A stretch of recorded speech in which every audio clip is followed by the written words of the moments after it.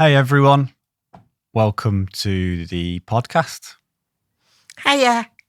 Hello, Nice to be everyone. back. Hi. So yeah, we got Marion joining us today, Tom's wife, for those of you who don't know. Pleasure to have you here. Thank you. And yeah, we're going to start off with talking about these dementia cookbooks that we've bought, which we all haven't read yet, but you'd bought one a couple of weeks ago, 4 weeks ago. Yeah. And was it underwhelmed? Yeah, that's what we were discussing before. There's no photographs in them. There's no... it's just quite stark, really, aren't they, Marion? There's nothing in there that sort of makes you want to sit and have a good read, and like in a cookbook when you see the food. And when you see the food, it makes you more eager to cook it, doesn't it? But they've been no good for me, though, because I can read, but I haven't got the patience to read now. Yeah, yeah. No good to me. Well, it was interesting, and I think some of it's probably down to cost, because printing a cookbook's probably quite expensive and all that type of stuff. But what was interesting is this one's called Reversing Alzheimer's Cookbook. And this one is Dementia Diet, Healthy Memory Improvement Meal Recipes.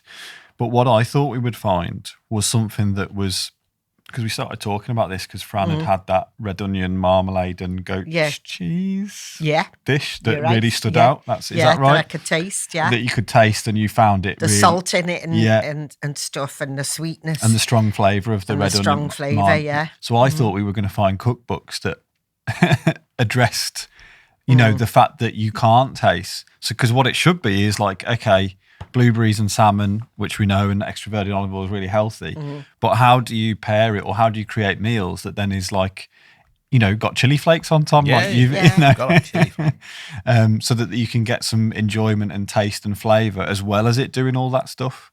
So we're going to take these away, aren't we, and have a brief read in the next week, these three. Yeah, but and then so have another far, look somewhere else for something else. Yeah. What was it you were saying, Marion, about a cookbook that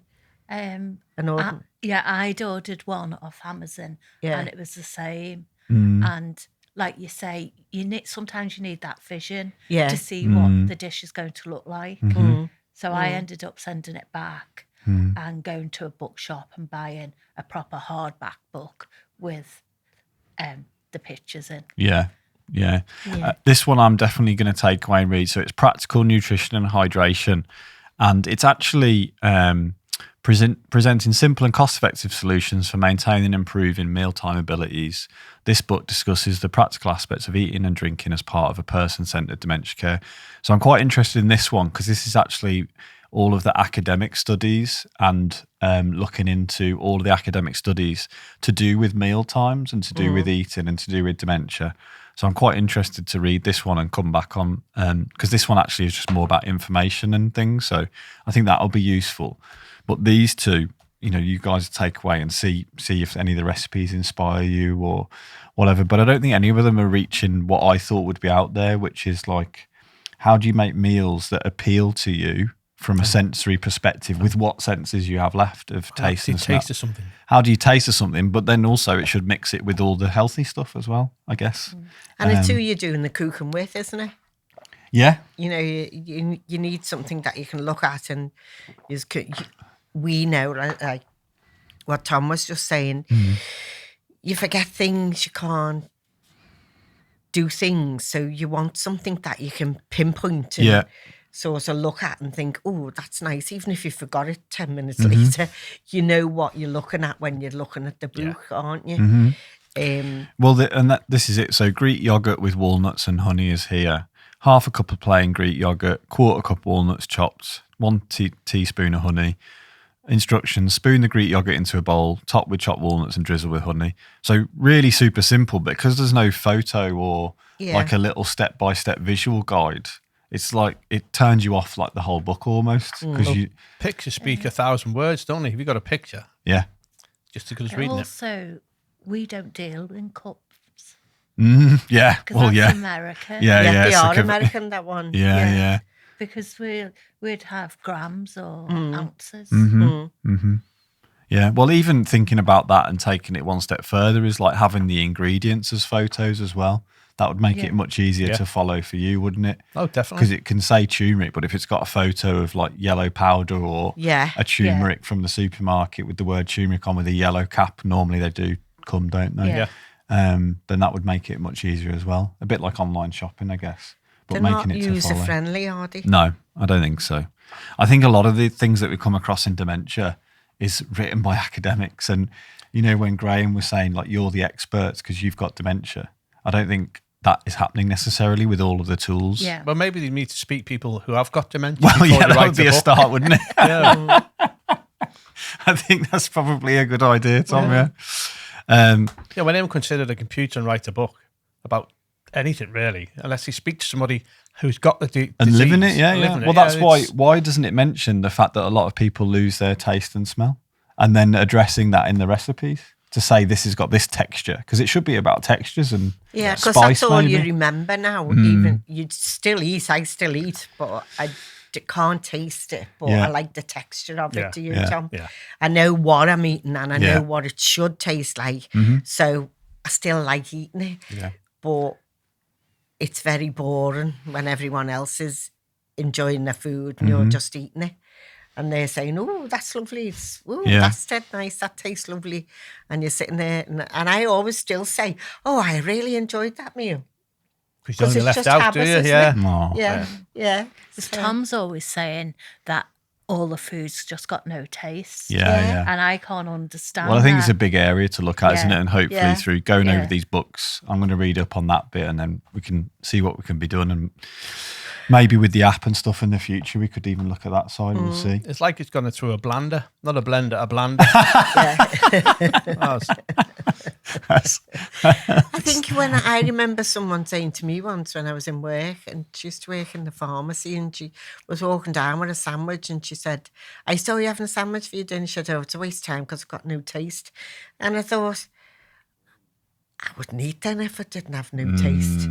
But you do. Of course you do, still do want to eat. You still want that social interaction around about eating with people and, things being good, don't you? So, and as Tom and I do, we throw spices on it so we can get a hint of not so something. much a taste, just a hint of heat, or, sometimes, like you were talking before about the goat's cheese that I had, that was so salty. So it gave me the taste in my mind of what it was like, and the sweet off the other one. Yeah. Because that was so sweet. So I enjoyed that.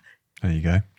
Cool. So one of Tom's friends, Trevor, his dad had dementia, and he was saying that he used to put loads of salt on his meals. which is definitely not good for your no, brain. it's not wrong for is you. But it's so he could taste something. So it's a big need, isn't it? There needs to be a cookbook that's all about like the experience of someone with dementia, thinking about the textures, the strong taste, the strong saltiness, but making it healthy as well and good for brain health. Yeah. So we'll revisit that. So we have got Deb and Peter coming on later. So Deb is Peter's friend who was diagnosed a while ago and is keen to share his experience. He's a keen cyclist like you, Tom. Oh, good. How many miles did you do yesterday on the bike? 20. 20 miles. There you go. So I'm sure you and Pete will have a nice chat about biking, and I think Deb is also a cyclist, and they go out together. So Carrot cake. and you had a carrot cake, very nice, fantastic. Cup of tea and a carrot cake halfway round. Does you the world of good. Well, there you go. You need the energy, don't you? Yeah. We were talking about you knew you did 20 miles and you knew you did 2 hours, 1 minute because you have an app on your phone that tracks, and you said you've been doing more walking. Is that right? Yeah. So just have a little chat about the technology you're using and how and why you find it beneficial in terms of the fitness tracking or the route tracking. I just like it because I know how long it's taken me and how far I've been. But last time I went out for 20 miles, I'd done it in 2 hours and 4 minutes. Now I've done it in 2 hours and 1 minute. So Brilliant. I'm knocking a bit off every time I go out. That's fantastic. So it's almost setting intentions of, wanting to get better. And I've got to get to that carrot cake. It shows him a map as well where he's been. Right, yeah. So you can see the route as well, can't you? Yeah. Amazing. And you get a lot out of that. Yeah, I do. Yeah, because it makes you feel good, right? I beat my time. Definitely. And it gives you something to go forward for next time. Be a bit quicker. Yeah, yesterday was really good because it was nice and cold. It's lovely being out in the rain for a bit. Yeah. Yeah. Because then you're not as sweaty or hot. No, I just love being out on my bike, I think. Yeah. Yeah. Awesome. And what about you, Fran, with the walking? Walking for me, really. And doing more things, say, around the house, or doing things that I would normally just Getting sit there and in. think, Yeah. So, and taking Frankel Park in the furthest away in the car park, and we'll like take our time and walk up rather than go right in front of the car park. And is that a recent thing, or have you always been like that? No, it's more prevalent is the word. I tend to do it now because I know that I'm looking at making myself feel a bit fitter and have some go in me, actually, because some days you don't have a bit of go in you, do you? Yeah. And you have to sort of think, right, I'll do this, I'll do that. So them extra little bits that you throw in, and then you go for you'll walk somewhere and it's all on your phone, and your phone's telling you you've done this and you've done that. And the kids bought me this to so I could monitor everything. And it's really good because it tells me, that my energy levels are up, this is down, so you need to do a little bit more.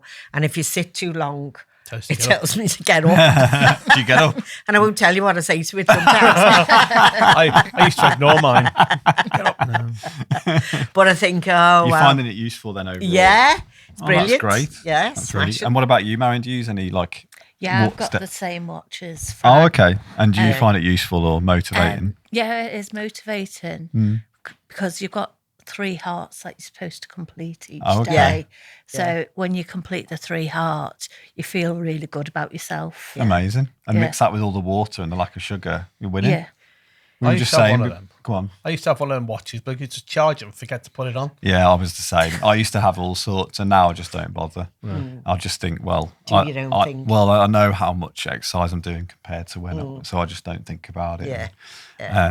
But yeah, it was really handy at the start to get me thinking about all that stuff, and I think it is really handy for lots of people to have that motivation or whatever. Because we were saying before the podcast aired about how because we're doing a Reminiscence Corner and it's you in the house, and how well you're looking, in terms of you've lost a bit of weight and your skin looks a bit healthier since even that was 4 or 5 months ago. I think we recorded what we'll be watching later. So that was ages ago, wasn't it? Yeah. Because I think before you were superstars, Fran. Yeah, what it was. And we are, aren't we? We are, yeah. Absolutely, right. You are. Anyway. Well, you were in the Liverpool Echo, which is a local paper, last week, and the Daily Mail have just visited your house, haven't they? They have, taking all sorts of photos. Yeah. So there you go. Stuff for the Daily Mail. Awesome. Well, so we're going to have a little short break, and we're going to join. Peter and Deb are going to join us and tell us their story and a bit about cycling, I'd imagine, as well. Okie dokie. We really hope you're enjoying this podcast. We want this to be one of the best free resources for any family affected by dementia. With your help, we can build the biggest community in the world for supporting, guiding and comforting everyone who faces cognitive issues and the people around them. So please hit that subscribe button or share it with someone who needs it.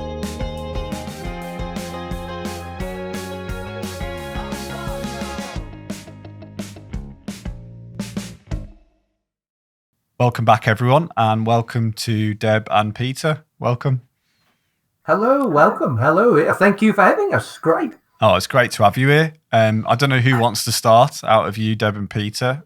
Feel free to choose and tell us a bit about your history with dementia and what you guys get up to. Yeah, well, I'll let Deb start first because she has a lot to say. Good on her. I think it would be useful to clarify, first of all, not puffing, sorry. As opposed to what it might look like, we are not related. We are not partners. We're friends. Yeah. But I get Peter as if he were a partner. Yeah. I've known Peter for 7 years when I moved from London up to Suffolk. I think it would be great for Peter to give a short, if possible, outline of the diagnosis and where we're at. And I can chip in if that's okay. Yeah. Well, I was diagnosed 10 years ago, wasn't it? Yep. 10 years ago at the age of 50. And that was during the time when I was running a very successful business at the time. And we got this diagnosis. And I say we because it was the family and not just for me. And like most people, over the next 12 months weren't a very good time because the diagnosis was a bit stark and a bit, hideous. And then I've always been a keen cyclist. So after the 12 months, I found that cycling was, I suppose, the compass that gave me direction in life. And I come to realize that keeping the bit from my eyebrows down healthy sort of could help the bit from my eyebrows up. That was my theory. So then I started rekindling the cycling again. I used to do time trials in the late 70s and that sort of thing. And I decided to challenge myself every year, cycling-wise. So the first year I did from Wales back to Suffolk. And the second year after that, I met Deb's, and we done 4 or 5 counties on a penny farthing. Peter was on a penny farthing. I was on an ordinary bike. Yeah. I don't want to take any credit where it's not due. So that took 5 days to cover about 300 miles with Peter in front on a penny farthing, which is a truly horrific experience if you've ever gone behind anybody on a penny farthing bike, because the bike obviously has no brakes and no freewheel, and it's quite scary. And for that, we just do lots of talks and lots of things trying to show people that life's not over with dementia, it's just different. And if we embrace the different, then maybe we can live pretty well for a long time. That's the idea. Fantastic. Round of applause. I mean, I think we'll all get on really swimmingly if that's your attitude. I think that's what we talk about a lot, isn't it, Tom? They just look unstable to me, them bikes. They're actually very, very stable. In actual fact, once you get used to riding one, I can actually go slower on the penny farthing than I can on a normal bike. That big wheel, just as long as it's just moving, you can virtually keep upright and nearly stop on them. They're that stable. You wouldn't believe it, but they are. Well, I done the Liverpool to Chester bike ride this year, and there was 2 people on penny farthings doing that, going through the tunnel, Mersey Tunnel, and I was struggling on a mountain bike. I don't know how they managed. Wow. So, mate, how'd you get on them? Yeah, good question. There's a little step just at the back of the small rear wheel. Just above the rear wheel, you put, in my case, left foot on the step. You only need to scoot forward about 3-4 foot, and then you just mount up onto it. And getting off is just reverse. But you have to do it very slowly and calmly, because the bikes don't respond to panic. They just respond to everything being done smoothly. Once you get the hang of it, I mean, I've been riding them since I was about, mid-teens. So for me, it's just a second nature, I suppose. It's amazing. Yeah. Do you? I assume you have a little bit of video footage of you on the bike or getting on the bike. If you could send us that after, we'll stick it in the episode like right now, so we can see you getting on and off and riding. Because I think that'll be interesting to have a little look at on YouTube. Are they comfortable? Yes, very comfortable, because you're sitting bolt upright. The bikes are also designed for the individual rider. Yeah. So the handlebars are designed so they're perfectly in line with your shoulders. Everything is designed correctly. And in actual fact, unless you're doing 100 miles in a day, I can quite comfortably do 50, 60 miles. Absolutely no problem at all. Yeah. Wow. Yeah. What, they like going up a hill? Going up a hill, actually, if I'm really honest, is a lot better than going down.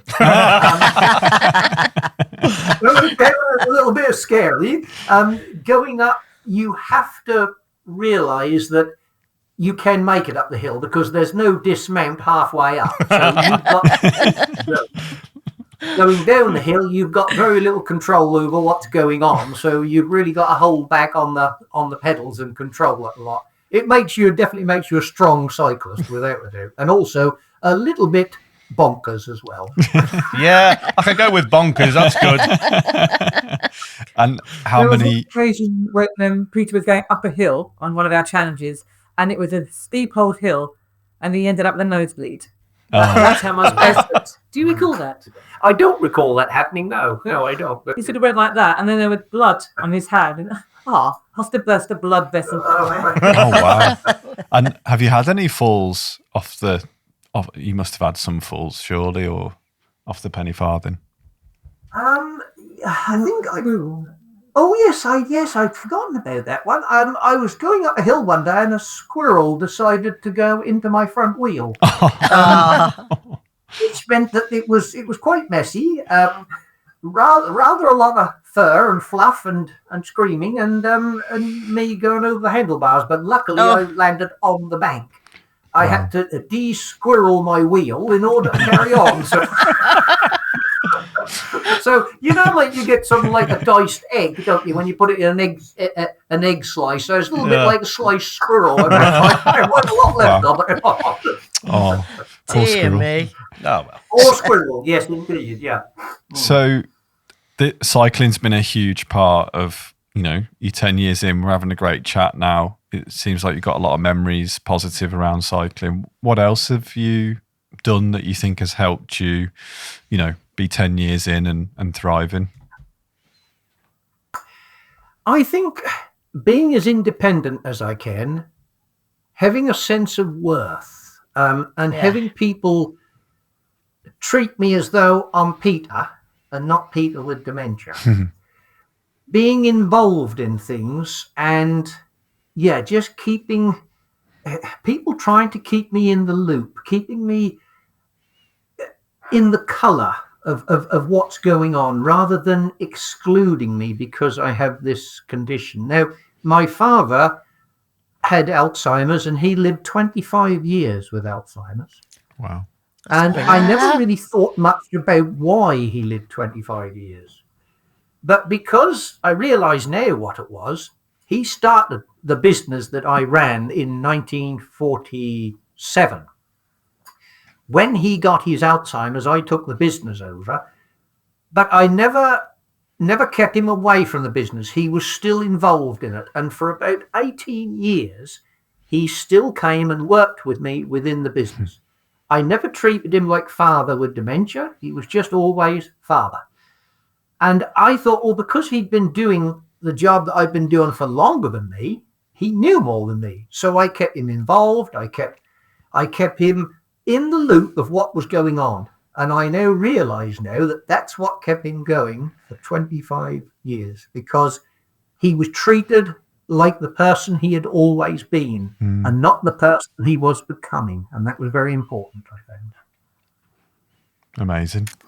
What do you think about that, Fran? I think it's amazing. I think we all who have got Alzheimer's or whatever type of dementia, as you say, it's quite a shock at first. And then you come to the realisation that you can go one way or the other. And I think with your background and your determination with your dad and everyone else, I think that gives you a good start in the fact that you think, well, I can do this. And you just have to get up every day and do it.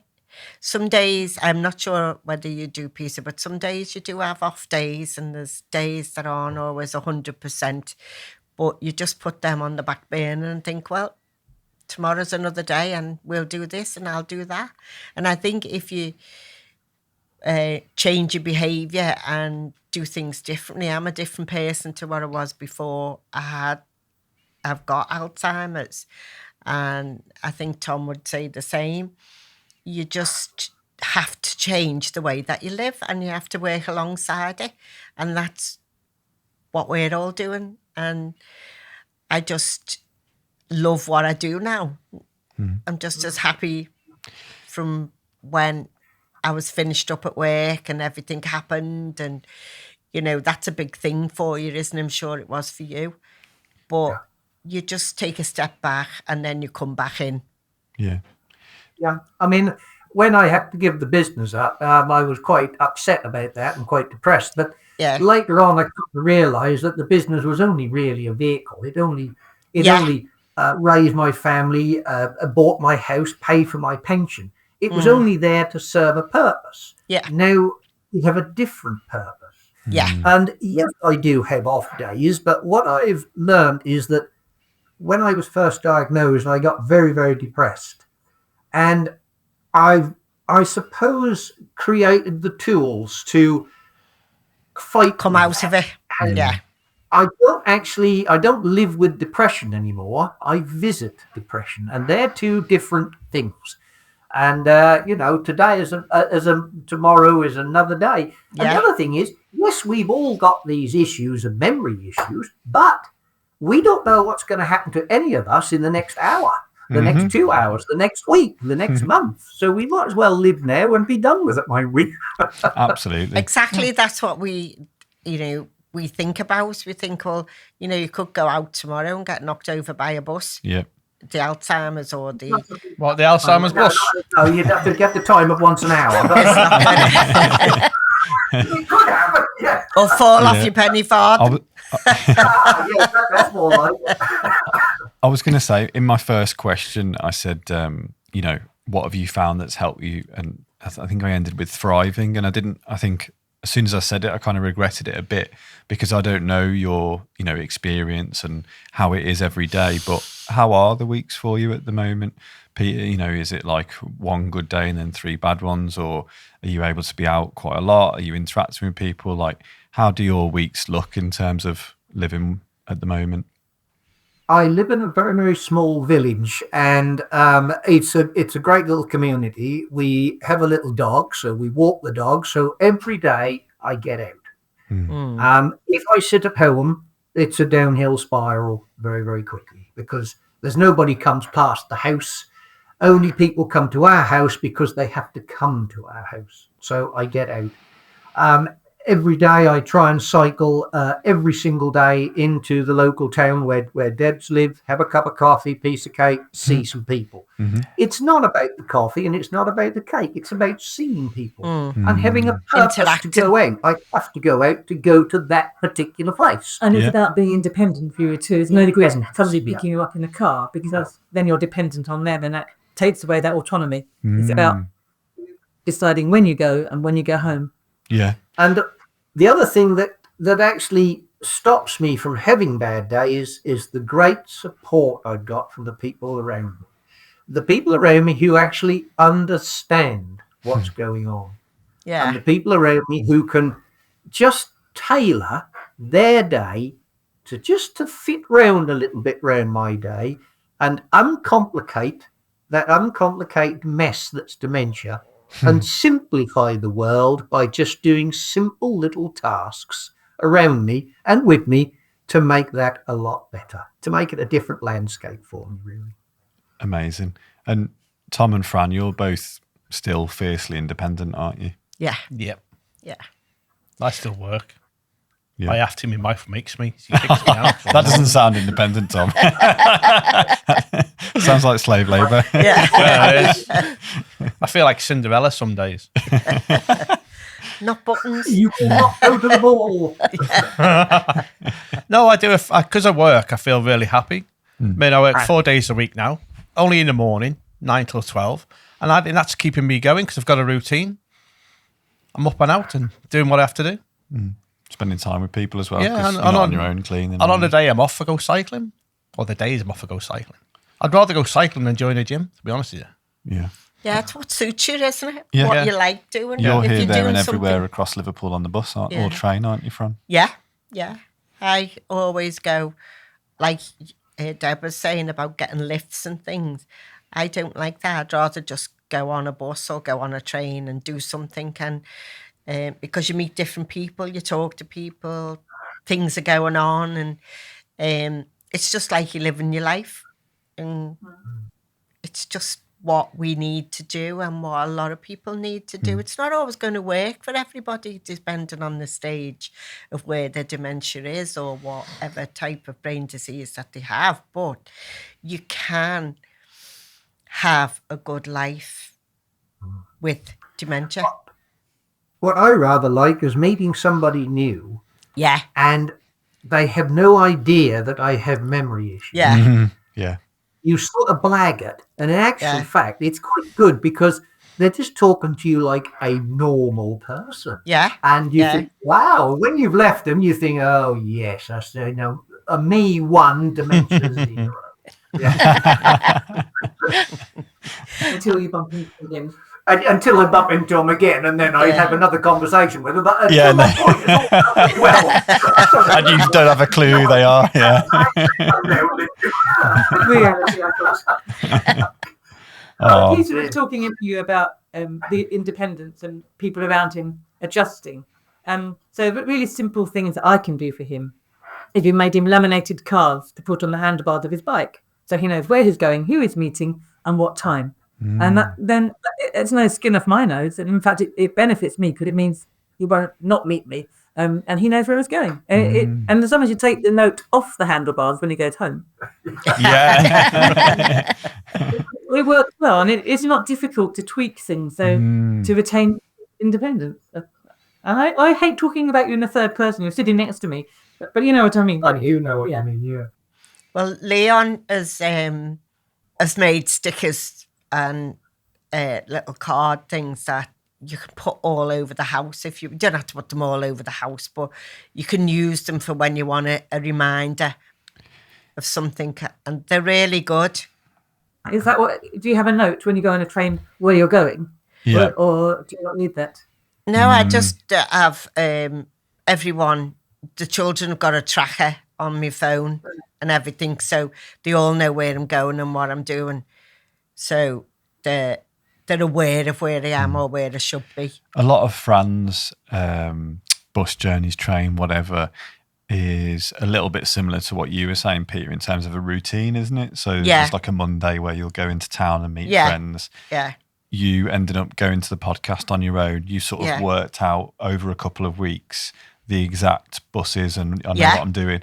And it's almost like once you've gone through a bit of pain at the start to set the routine, even though every day can be different, it's kind of in an overall weekly routine, which I think routine's really important. Oh, it is. You got to have a routine. That's what keeps me going, I think. Yeah. And the people who I work with in the pub, they just treat me like Tom. Yeah. No different than anybody else. Yeah, yeah. Which is really good. Which was what it should be. Yeah.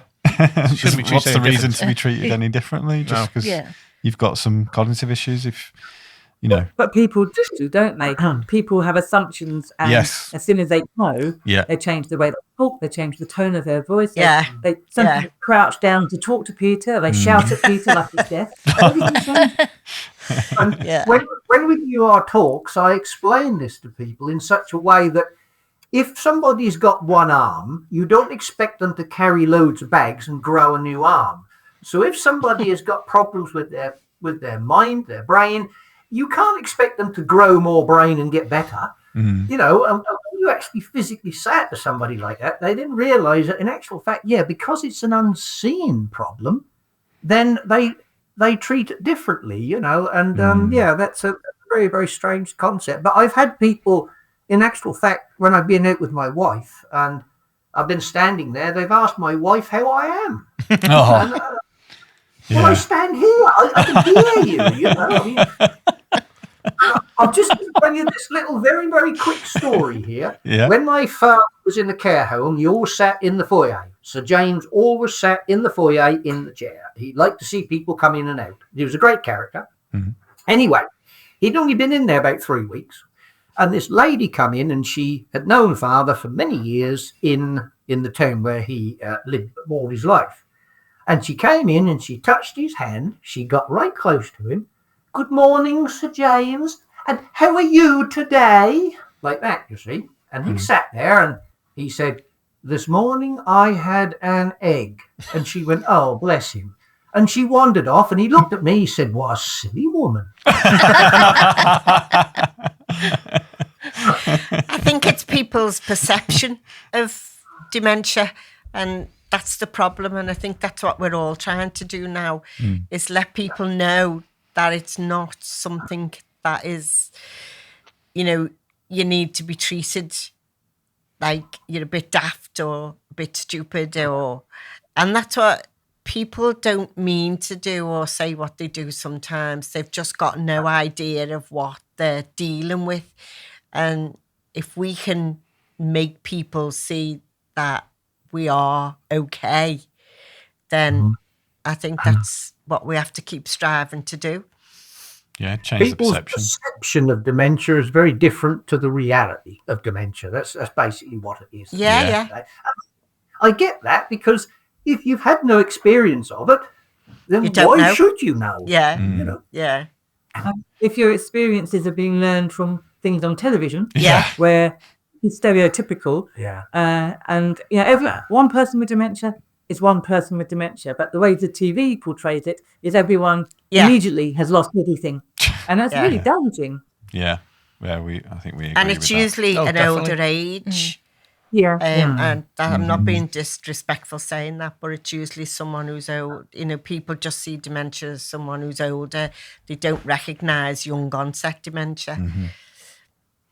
So they're old and they've lost their marbles. You know, that's what they say. Yeah.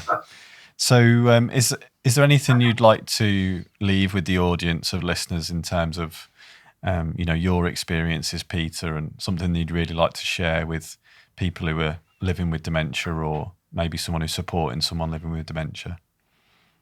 Yeah, I think one of the things that I've learned many things since my diagnosis, and one of the things that I learned in the early days was that after we were diagnosed, we kept very quiet about it. I was embarrassed, I was ashamed, I didn't want to tell anybody. We kept it all to ourselves. We didn't tell anybody.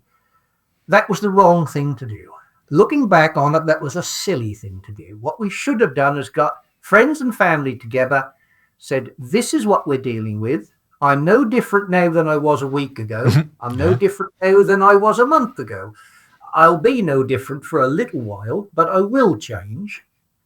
I will need support. Please give me support and help me through this, which will also help you through this. It's not about me living well with dementia. It's about all of us living well with dementia. And in actual fact, if we all try and achieve the same things and we're all very open about what's going on, then it must make life a lot easier. And I think people shouldn't worry too much about it. I think we've just got to live our lives, because as we said earlier on, it's not as though you're going to die of dementia. You might die with dementia. They're two different things. So I think that's what I would say. And don't do the things wrong that I did. Be open about it, and wear your dementia with pride, if that makes sense. Don't hide it away. Don't be ashamed of it. If somebody doesn't want to talk to you because you've got dementia, well, it's their loss, not yours. You know, they're the ones that are missing out on possibly an extremely brilliant, wonderful person. It's their loss. And can I just say something? Because he talks a lot. I think in terms of our friendship, I have taken from Peter's Alzheimer's, as well as the Alzheimer's taken from him. So being Peter's friend has enriched my life, maybe look at my own life through a different lens, because, I was worried about silly little things before I met Peter. And he's also given me this great gift of allowing me to write his story for him. So he's helped me achieve an ambition I always had to be a writer. So he has given me and supported me. And I think it's really important to stress that. It's not about me supporting him only. I totally agree. That's brilliant, yeah. I totally agree with that, Deb. And I've got so much out of, from my own mental health, my own perception of my life. And like you said, what have I got to moan about when I spend, each week with Tom and Fran, who are inspirational characters, and you, Marion, in terms of what you do for Tom. And you've been through real problems, but now I don't even look at you as having problems, actually. I'm just feel inspired by the fact that your attitude is great, and I don't see you any different to anyone else who's a friend in my life. So, yeah, similar to you, Deb, I totally echo what you're saying. The thing I see with Peter is I know he won't remember this. Right. And I've accepted it.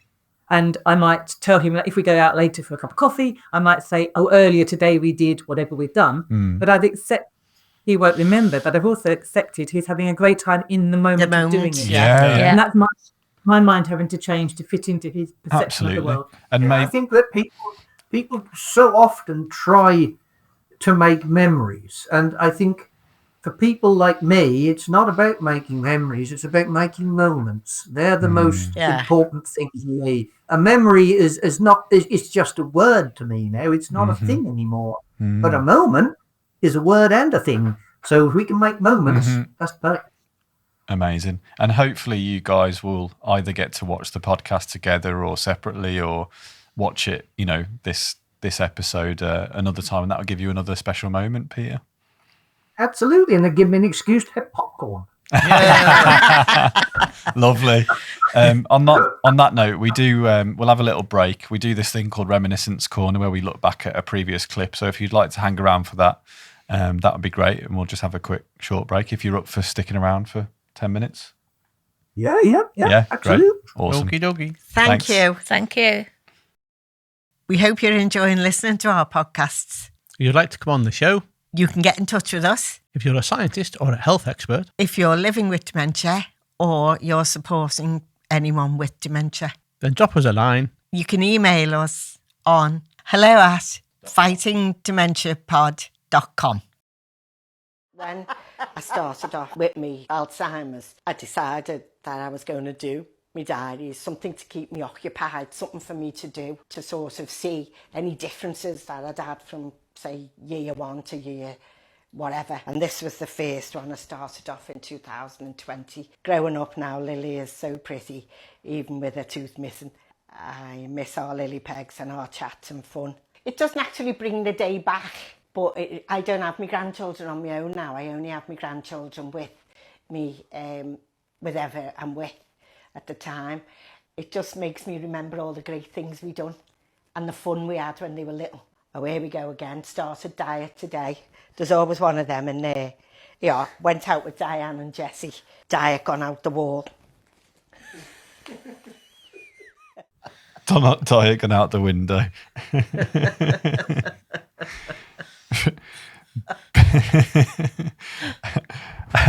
Brilliant. How was watching that back, Fran? It's all good. What I look back at, it doesn't matter whether when I look back and I see things and I laugh about it, because some I can remember, some I can't. But this, the one that we were recording then, it's really funny because when I go back into my diary, I can see that I've kept my sense of humour. Yeah. I haven't lost that. And like we were saying before, it gives me more initiative to think, well, I done that and I got that and I done that. As we said the other week in the Reminiscence, I didn't at first. I found it a bit difficult. But now I just take all the pluses out of it and I think, oh, we had a laugh that day. Yeah. Oh, that was so funny. And from what it's telling me, that I just love doing it. And, my grandchildren are still as funny as they ever were, and they're getting even funnier now when I forget things or do things. And they'll say to people, oh, well, my nan's got Alzheimer's, if I'm in a shop or something with my husband and the 2 kids. And, they discuss it quite openly. They say, well, my nanny might have forgotten that because she got Alzheimer's, and they don't have a fear of it or anything like that. Yeah, you can talk about it. So it's good chatting all those things that I've done previous. That started me off even more when you came into our lives and, doing more and getting more done and exciting things. And, as Peter said, your life changes and, it changes for the better in loads of ways. You just don't really worry about anything now. You just sort of get on with it and think, oh, well, it's like you, Tom, isn't it? You don't worry about anything. There's no point. Yeah, you don't worry as much anymore. You just think, oh, well, things couldn't be any worse than what they are. So, and I'm enjoying my life, and it's. What about you, Peter or Deb? Both you.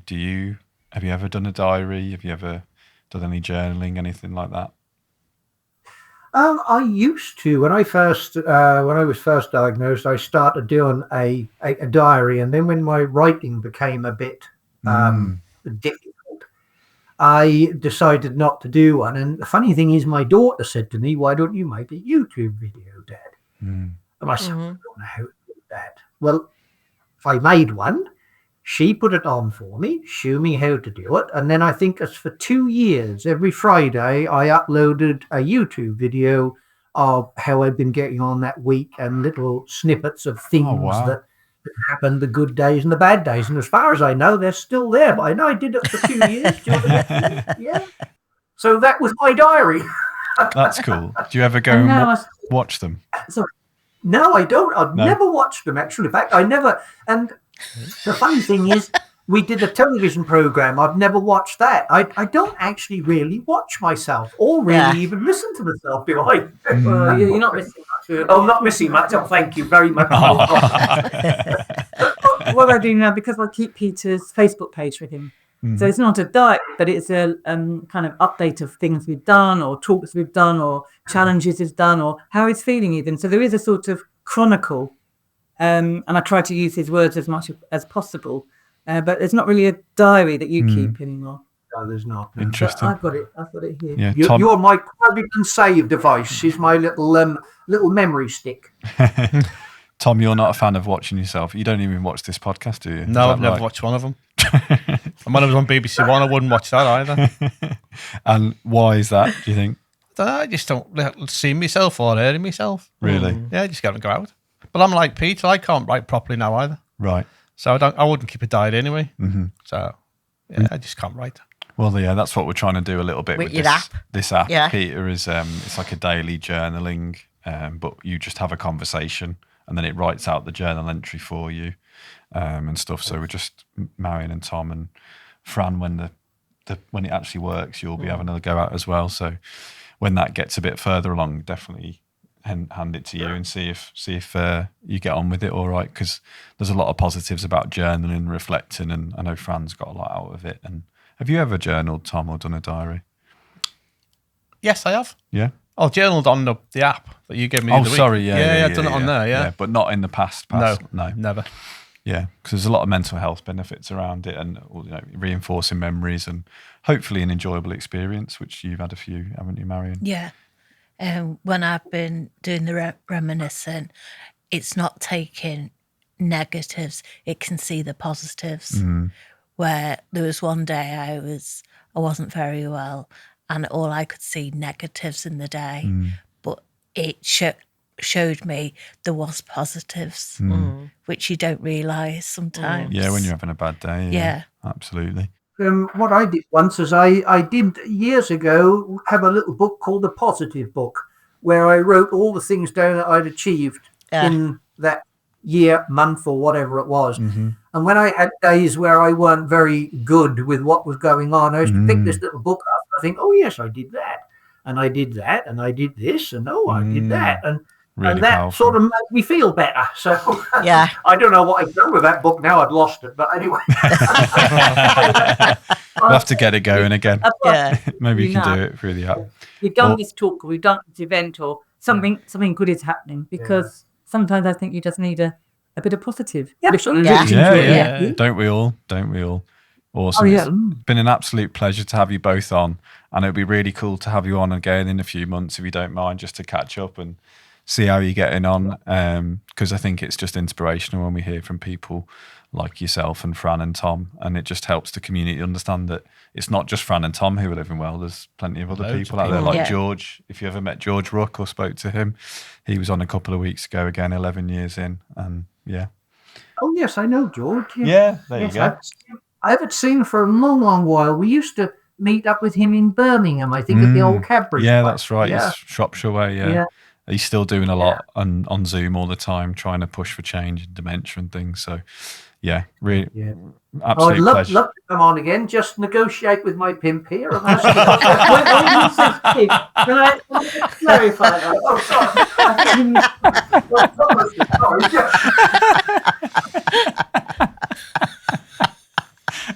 On that note. On that note, thank you so much. And thanks for listening, everyone. Thank you. It's lovely to meet you both. Bye. Thank you. Thanks so much for listening today. I hope that anyone gets any help out of this, you've enjoyed it. Thanks again for listening today. Just a reminder to do your own research. We always take guests, scientists, researchers, people supporting people living with dementia at their word. They might talk about things that are new in science. They might talk about things that have really helped them. So just a reminder, do your own research. And thanks again for listening.